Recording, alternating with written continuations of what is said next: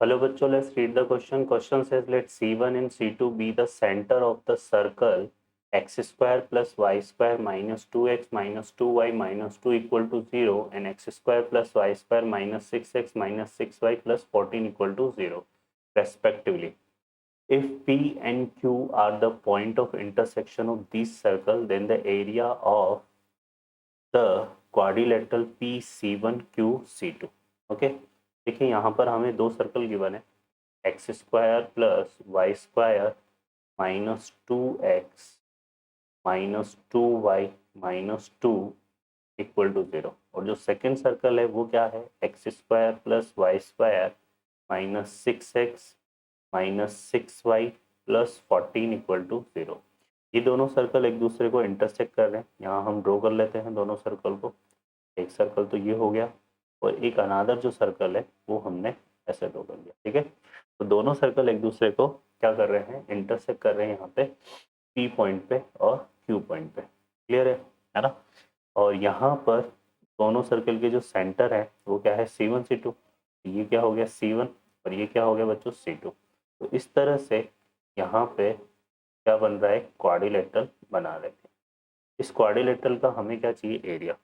तो यहाँ हम C1 और C2 को क्या कर देते हैं, इस तरह से ज्वाइन कर देते हैं। अब ये जो सर्कल है ना यहाँ पे तो पहले वाला, इसकी रेडियस निकालते हैं। तो R1 हम निकाल लेते हैं। R1 देखिए कितना आ रहा है, यहाँ से देखेंगे तो -1 G की वैल्यू है और F की वैल्यू भी क्या है -1। तो यहाँ आ जाएगा 1 स्क्वायर 1 स्क्वायर और ये कितना है -2 तो ये कितना आ जाएगा +2। तो ये कितना आ गया √4 और ये रेडियस कितनी आ रही है 2। तो यहाँ पर पहली रेडियस है वो कितनी आ रही है 2 आ रही है।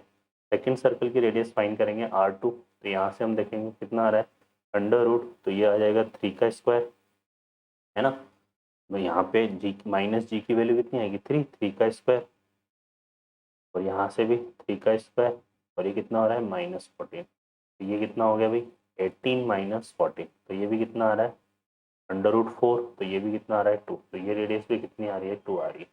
ठीक है, दूसरी चीज़ जो हम यहाँ पर देखेंगे तो ये दोनों सर्कल की हम पोजीशन चेक कर लेते हैं। तो यहाँ एक रिलेशन लगाते हैं twice of G1 G2 plus F1 F2 equal to C1 plus C2। तो G1 G2 यहाँ से हम निकालते हैं तो ट्वाइस ऑफ G1 हमारे पास कितना हो गया -1, G2 हमारे पास कितना हो गया -3 है ना। F1 हमारे पास कितना है -1 और F2 हमारे पास कितना है -3। C1 हमारे पास कितना है -2 और C2 कितना है 14। तो यहाँ से अगर हम देखेंगे तो ये जो रिलेशन है ना ये दोनों सर्कल सेटिस्फाई कर रहे हैं। ठीक है, यहाँ पर आप देखो तो ये कितना आ रहा है 3 और ये भी कितना आ रहा है 3 प्लस 3 कितना हो गया 6 और 6 टू जो यहाँ पे कितना आ रहा है 12 और इधर भी कितना आ रहा है 12 आ रहा है। तो ये जो रिलेशन है ना ये दोनों सर्कल सेटिस्फाई कर रहे हैं, मतलब सर्कल कट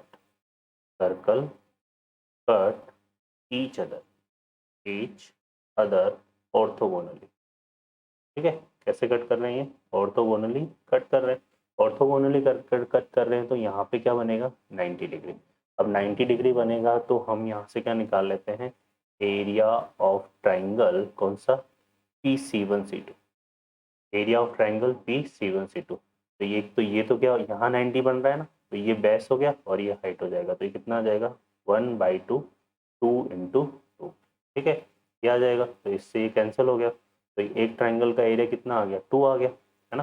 तो यहाँ से ये जो पूरा क्वाड्रिलेटरल है कौन सा क्वाड्रिलेटरल PC1QC2 है ना। तो इसका जो एरिया है इसका क्या निकालेंगे एरिया, तो ये आ जाएगा twice of area of triangle क्या हो जाएगा ये PC1C2 है ना।